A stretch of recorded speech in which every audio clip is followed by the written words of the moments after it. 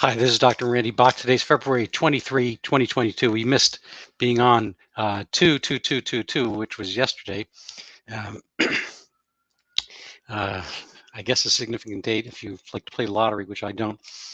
Um, what's new in the world of coronavirus? Well, we shouldn't really be doing this podcast any longer. I think COVID has gone. Um, but, humans being what they are, we are here because, seemingly the greater virus might very well be the human imagination and the desire for control. Power is a very potent and important driver, motivator, and reward, essentially. Um, it's much more satisfying to be the one doing something rather than the one receiving something against your will. Uh, and this is in a sense has been a huge philosophy test of what your philosophy is, and it's a science test, and it's a kind of a civics test. The world, I would never have thought, would have been put under such strain over something that pretty much approximates the flu. um, I think it's worse than the flu, given that initially there were no vaccines. So if the Spanish flu, when it first came out, there were no vaccines, people did very poorly. Again, mostly the young, the older had natural immunity and do that as poorly. COVID is on that scale. Now there's a vaccine. People don't really do much worse than they would do during flu season. There are a lot of people still masking up, even though mandates have gone away in many places. Locally, I'm here in Massachusetts. The state and municipalities are pretty much lifting them right about now.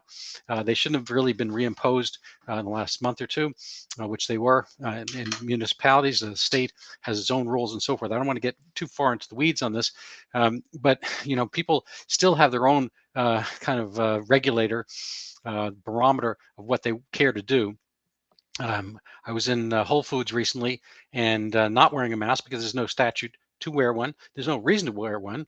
Even during COVID, there's not much reason to wear one in a big open supermarket when you're not going to be closely encountering people, sneezing on them and so forth. And once you've had vaccination and or the infection itself, it's kind of a pointless endeavor to keep carrying on with the literal facade on your face, that is, which is the nature of the word. Of or charade or whatever of doing this kind of like kabuki theater social dance of wearing masks and showing you care. That has become its own thing, its own religion in a sense, and it becomes, as Mark Zuckerberg liked to say, meta. It's not really about the thing itself anymore. It becomes kind of a virtual aspect. I mean, it is interesting. Facebook has changed its name to Meta to take itself away from reality in a way, and a lot of this has done as well. I don't think it's ever really been closely tied to reality, and there's been vast interpretations and misinterpretations. And what's always been called conspiracy theory and misinterpretation generally has over time been proven correct, because the people who are on the outside have the ability to, I think, look more clearly at things rather than people who are part of the narrative, either as part of the power structure, part of the money structure, and so forth. I am not a conspiracy guy, but I do think that interests align oftentimes, and clearly there are ins and outs. And you need to look no further than Dr. Seuss's The Sneetches, one of my favorite pieces, to see kind of the timeless themes of this. Well, that's like, I think, the 1950s, but there are in groups and out groups, and the in group has the power. The out group wants to be part of the in group potentially, and the group that switches over wants to switch back to something else to keep its power and specialness.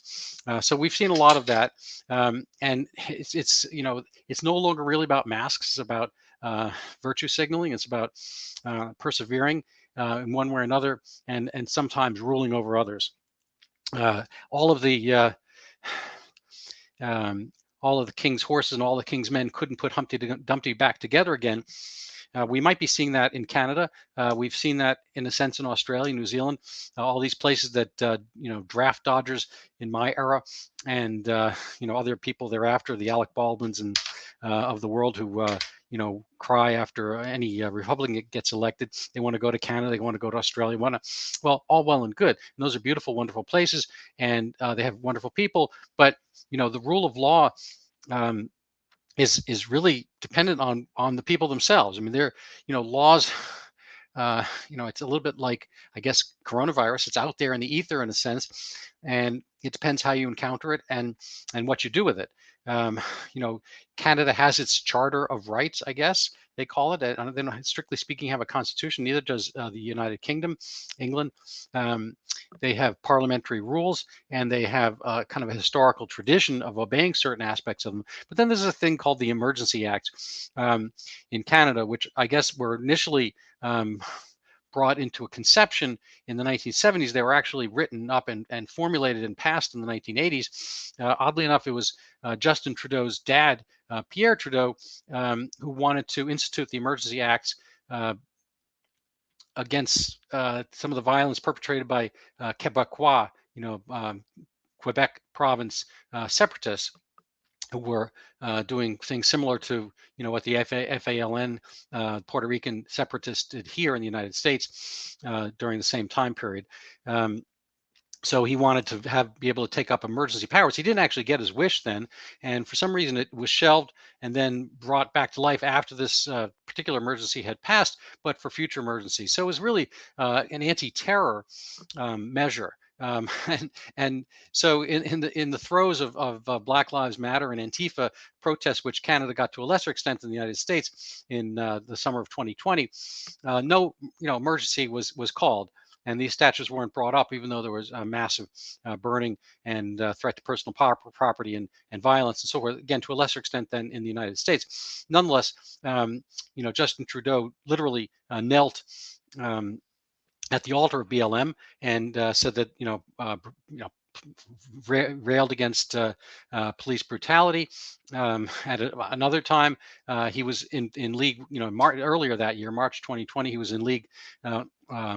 Praising truckers for their valiant sacrifice at a time when other people were staying shut in, and it was only by virtue and dint of the truckers' bravery that people were able to eat and receive, the vital needs of society, toilet paper and food and so forth. But how quickly things move on.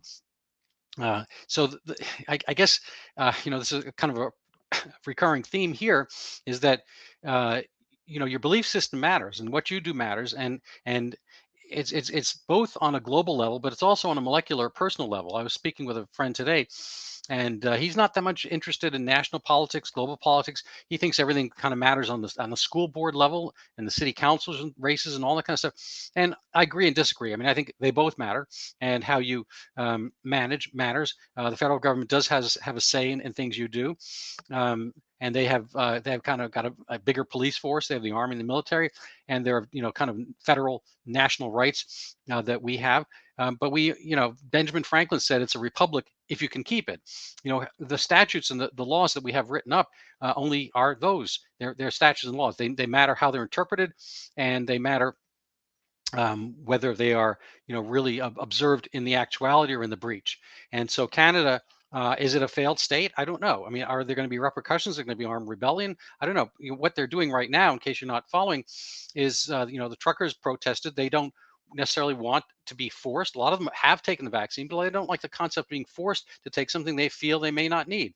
I think it's kind of a moot point at this point, especially if you've had the illness, to get a vaccine on top. It's probably contraindicated to get a vaccine after you've had that illness. We've never done that before with any other illness that I can think of.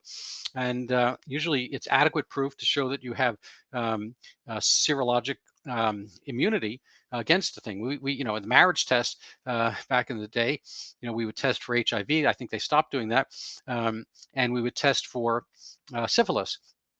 And both those tests were antibody tests.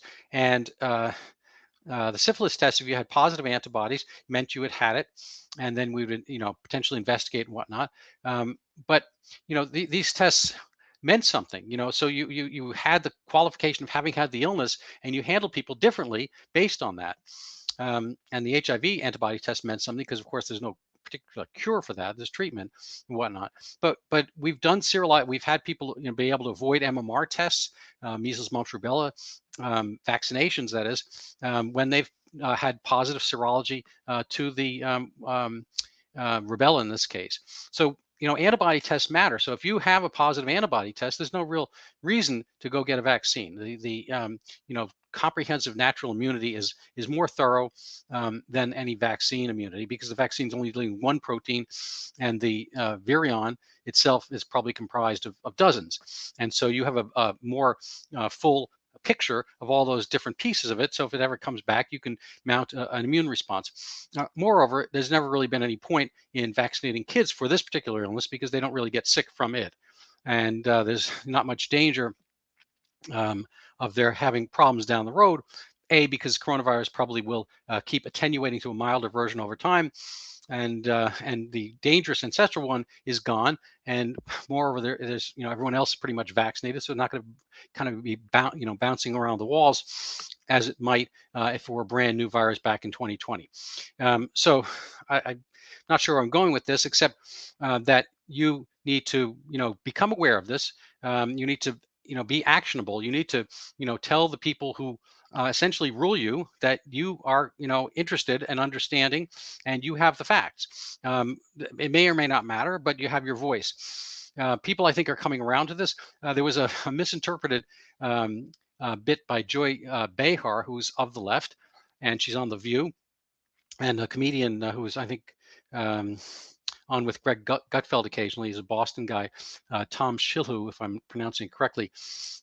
He had a piece from his locals.com, tom.locals.com, about how the Joy Behar quote was misinterpreted. The news came out that she's going to wear a mask forever. And when you actually listen to her quote, what she says is that she doesn't really believe the CDC anymore, because one day they tell you to wear masks, then they tell you not to wear them, then they tell you to wear them, then they tell you not to wear them. And she doesn't really understand why it changes day by day, week by week. That's a very valid point. I think, the whole thing about masks has been highly exaggerated. We'll go over this. But she said, I'm probably going to keep wearing a mask just because I don't like getting a cold or flu in general when I go into closed spaces. Well, fine. I mean, I think that will wear off over time, because there are other problems. People will have other problems that they're more concerned about than just catching a flu or something like that. And again, there are flu shots and whatnot. So I think this will disappear. I want to, I don't have infinite time here today, so I want to spend some time looking around some of the things I've been looking at. And I'm going to spend brief time on each, perhaps. Let's see, what's the best place to start? Well,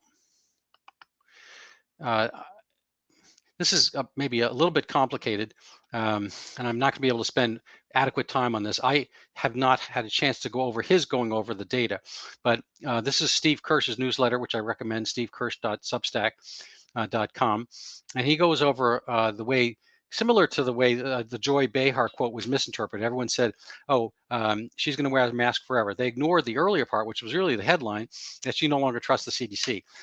There are ways in which data get presented that don't, just similar to Joy Behar misinterpretation of her statement, there are ways that in studies themselves get misinterpreted.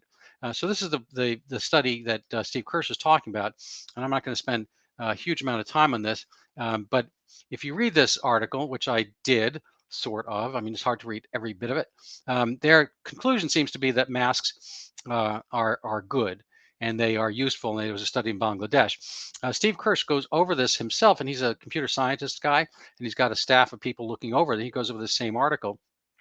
And when he actually went to, where is it? Was it GitHub? And he pulled down the data, which you can do yourself, I gather. He gives all the links here, so it's kind of transparent. And when you actually go over the data, there's actually no difference between the control and the treatment group as far as the purple cloth mask in this case. They had colored masks, and they were graded based on how, whether N95 and whatnot. So I'm not going to be able to spend a lot of time on this, but it is important to, realize that not everything gets presented is actually, giving their own full interpretation of the data according to a truthful lens. There are ways in which people look at things according to their best interest. What are other examples of that? Well, I think I'm going to I'm not sure I'm going to be able to make a seamless segue into this, but I'm just going to maybe show you a few other things that I've been looking at. Um, this is so I apologize for the abrupt change here.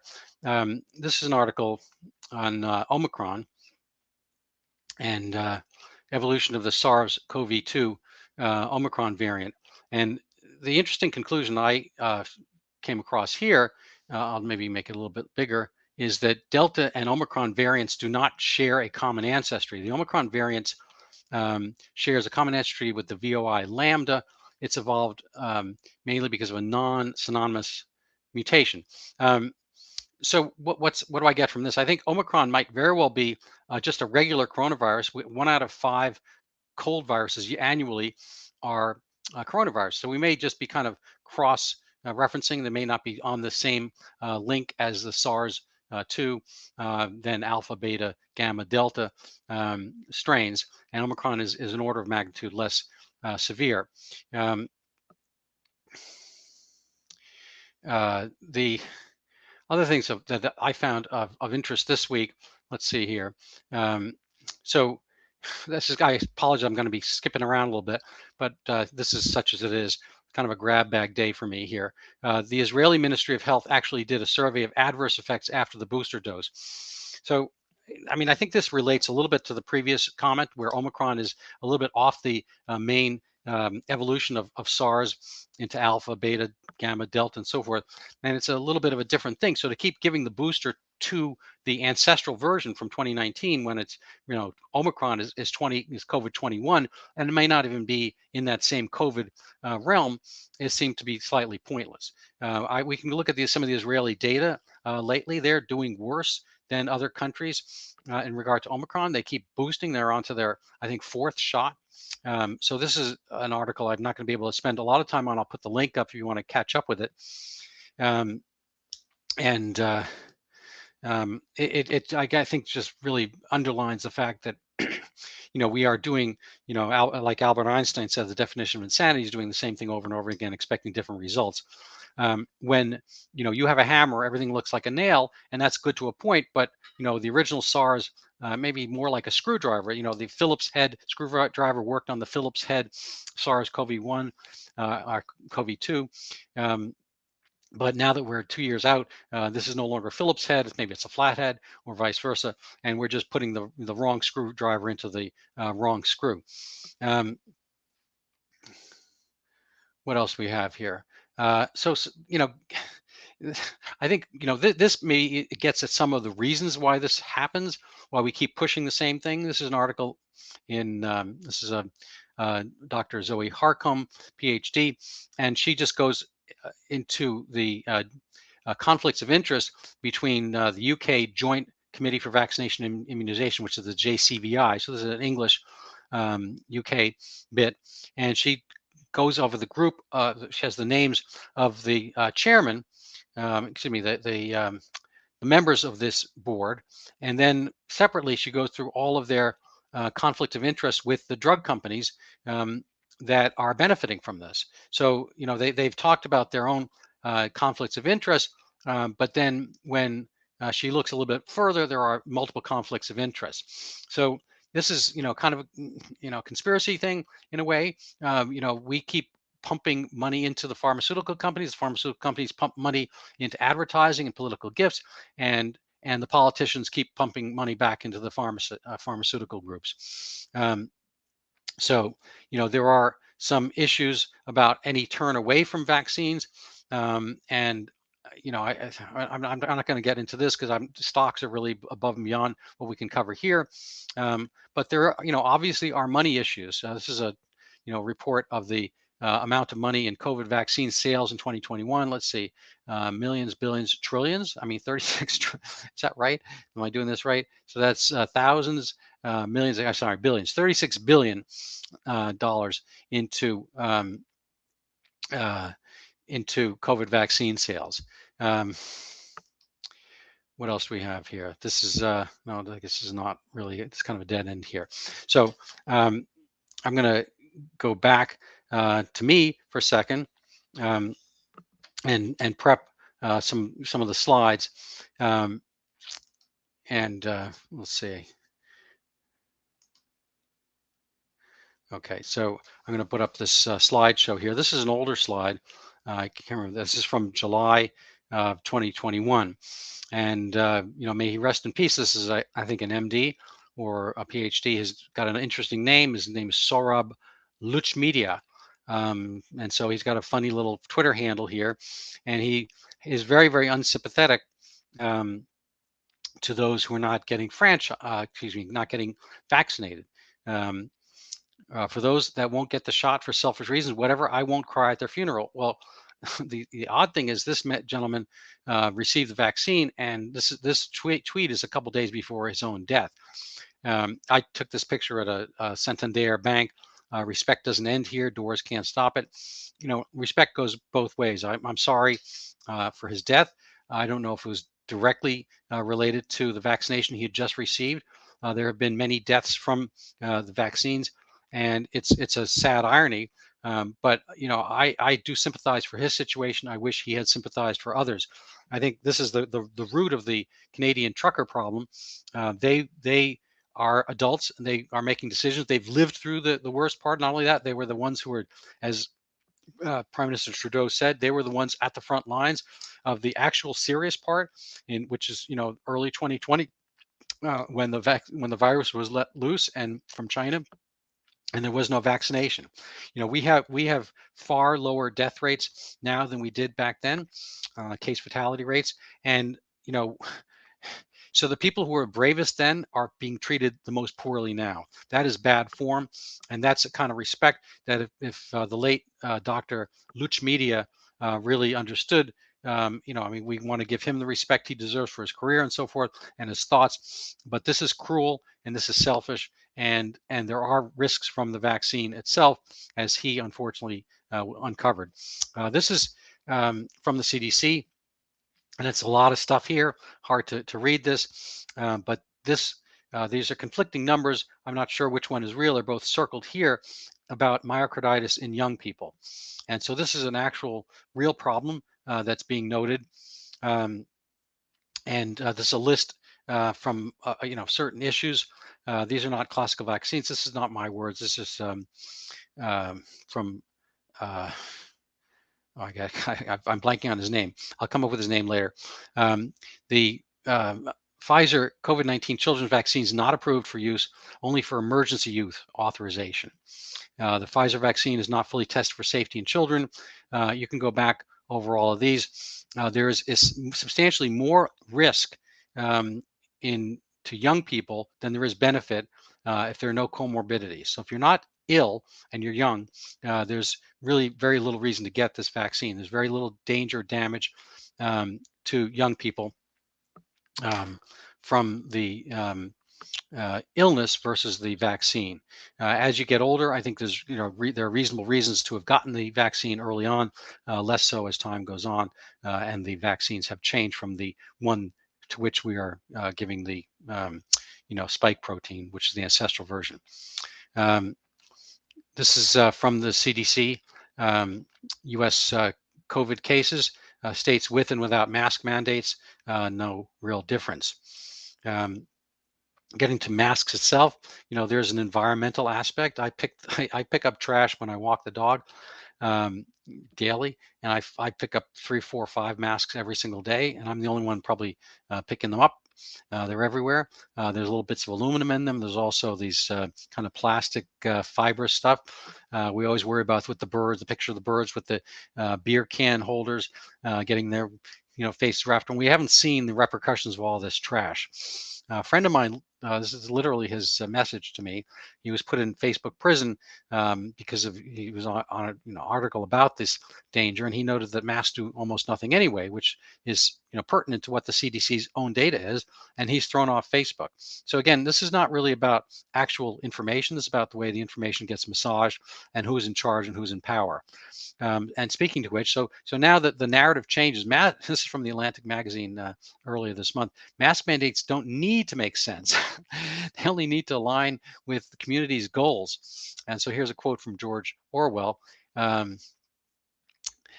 You know, basically, when logic gets conquered, the party wins. And this, I came across this woman the other day, and she's out and about in Boston, I guess. She has survived COVID-19. Okay, she. How do I know? Because she's alive, and she's old enough to have been around then. She was very likely homeless for the last couple of years. She looks fairly entrenched into the lifestyle and activities, and this is a fairly warm day for February, and she's reading the newspaper, bundled up, and so forth. She survived this. She's not wearing a mask. I doubt she was wearing them. She doesn't look like she's much of a rule follower. She's got her bottle of Pepsi over here. Um, uh, there are other problems that are cropping up that will be graver problems than COVID itself. The state of our cities, kind of rampant crime, kids out of school, not learning, learning poorly, learning the wrong things, taking away from, STEM, science, technology, math, and learning, kind of like how, racial pecking order and their own guilt and so forth. We're going to have other problems that are going to supersede over um, over COVID. Um, and this is Dan Crenshaw as a congressman. And this is to my point about American exceptionalism, in the sense that these other countries that are parliamentary do not have actual constitutions. We have one, but again, we have to actually have our leaders obey it. Now, here's a good case of whether our leaders obey it or not. We have a bureaucracy which is sort of outside the bounds of a lot of our laws, and they get on their own. I saw this a few days ago, and I was concerned, but I thought, oh, well, this is just Scotland, the UK. COVID data will not be published over concerns as misrepresented by anti-vaxxers, which is a misnomer, because nobody's against all vaccinations. They're against vaccinations on a one-size-fits-all basis, because nothing is one-size-fits-all. And lo and behold, just a day ago, the famous day 22222, CDC withholds COVID data over fears of misinterpretation. So our CDCs, I don't know if they're learning from each other. They this is from the New York Times. CDC isn't publishing large portion of the COVID data it collects. It doesn't have to publish; it has to make it accessible. But clearly, there's a message and narrative. If these I'm going to call them doofuses, for lack of a better word, are wearing masks at this point, at this time, when I'm sure they're doubly, triply, whatever vaccinated, and/or have had the illness or both. This is an absurdity. And plus, the biggest wave, Omicron, was harmless. It's on the equivalent of probably far less than an influenza without vaccination. And here's here's kind of an irony, the way again things get interpreted or misinterpreted. Here's one of the somebody sympathetic with the Canadian truckers fantasizing about Canada without Trudeau gives me a semi. So here's the guy. Keep this guy in mind as you read this half over here. The primarily white, capital white, supporters of the Freedom Convoy. Well, Canada, I don't know how to tell you this, but Canada is is settled by people from the United Kingdom for long periods of time. I mean, there are some immigration, but anyway, the longer standing Canadians are white. They've been that way. And so oddly enough, democracy dies in darkness. And so I guess coloration matters to the Washington Post. So here is a historian saying, the belief that one's entitlement to freedom is a key component of the belief that one, this is hardly a sentence, but anyway, the belief that one's entitlement to freedom is a key component of white supremacy. So bad sentence, Mr. Historian. This explains why the Freedom Convoy members see themselves as entitled to freedom.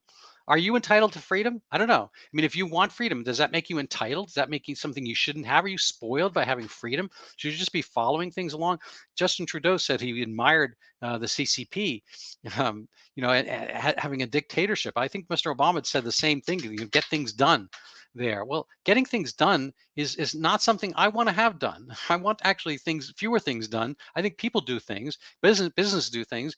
We do things on our own. We do things in our thoughts. We do things for each other. Well, I don't want government doing that much too, and I do want freedom, yes. And so if you want it as well, you have to kind of make an effort to keep it. So I could probably go through some of the worldometer data. I have it up very briefly. Maybe I'll just zip through it. I got to change my share screen here. Let's see if I can find it fast enough to satisfy the masses here. Um, so, so just kind of country by country, um, Omicron, the people do die. Just I want to remind everybody. And so the Omicron wave is nothing like the previous ancestral. Then I think this is the beta strain Delta over here, Omicron. So people do die. There are loads and loads and loads of cases. So the cases are big. They're bigger than ever before, Omicron cases. So the cases have dwarfed the ancestral, the beta, the Delta, and so forth. But the deaths are far fewer. So that's the UK. They dropped all of their mask mandates, all their COVID mandates, and whatnot. Israel, conversely, is having. I'm not sure how they're attributing it. They're having equal numbers of deaths to Omicron with large number of cases. So it's not, it doesn't have the same case fatality rate as the other strains did. You can see the numbers were there lower, and they had kind of relatively higher numbers of deaths. So Omicron is still low case fatality rate, but they seem to be doing more poorly, relatively speaking, than the UK, despite the boosters, and 4 shots total. So there are places with far fewer shots. Let's see if I can get a picture for you here. Kind of here's a world view of vaccination doses, and Africa and South Africa in particular have far fewer. I think the vaccination rate is around 15% in South Africa, and they frankly, do no worse than Israel in this regard. They've had the various waves of deaths, but their relative death number is lower now than it was before, whereas Israel's is higher than it was before. So, on a general basis, the fight against Omicron seems to be vaccine irrelevant. Um, and again, we go to our friend Sweden. They have fewer deaths from Omicron. They have, I think, more cases ever before. Here's the cases from Omicron, and compared to the other versions. So the Omicron wave is huge for cases. The deaths in Sweden are fewer than they were from the previous waves. Again, people do die from influenza and so forth. So there's some kind of baseline number of people who are going to die from this. This is not separated out for age. But the major point is that Sweden didn't do any of the lockdowns. South Africa didn't really have any of the vaccines. I've got India here and so forth. You can compare country by country. And there seems to be irrelevant whether you had multiple boosters such as Israel or none at all such as South Africa. Anyway, I think I'm going to end on that note.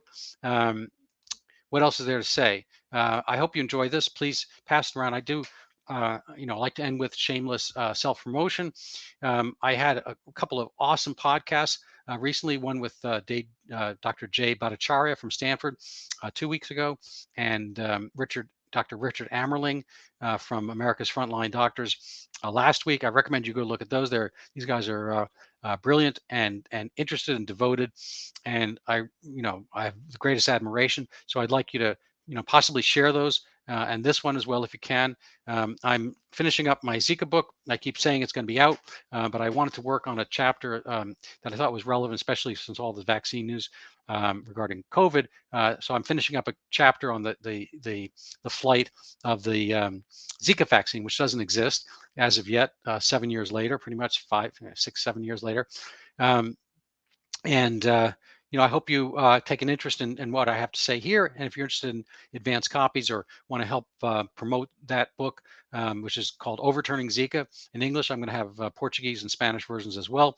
I'm working on a comic book and a graphic novel version because I don't think everyone is going to read my complicated book, and I'd like to be able to have something that's accessible for the younger crowd, which is more directly affected by Zika. Anyway, thank you very much for your time and indulgence. Please share this widely. Let me know if you have suggestions.